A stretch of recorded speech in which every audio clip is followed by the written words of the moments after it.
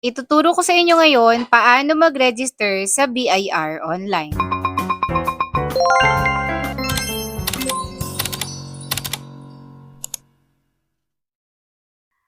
Una, buksan ang bir.gov.ph.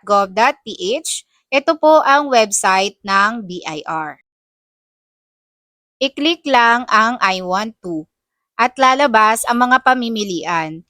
Piliin ang Use BIR e-Services. I-click lang ito. Next, i-click naman ang Other e-Services. I-scroll pababa para makita ang New BizReg.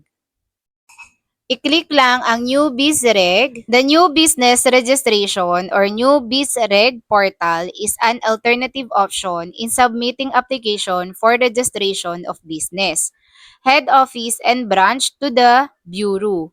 Taxpayer applicants shall prepare all scanned copy of required documents to be attached and to be submitted via email through this portal to the concerned BIR Revenue District Office.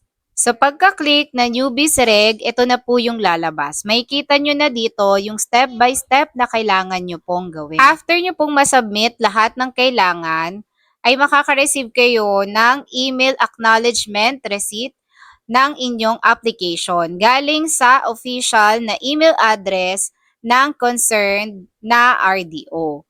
So yung application ay mapaprocess manually within 3 working days from the date of email acknowledgement. So, after po nito, makaka-receive naman kayo ng email schedule para ma-pick up ang inyong COR and para makabili ng BIR printed receipts, invoice, or authority to print if applicable. So, yun lang mga mi. Sana may natutunan kayo ulit kay Mami Chris.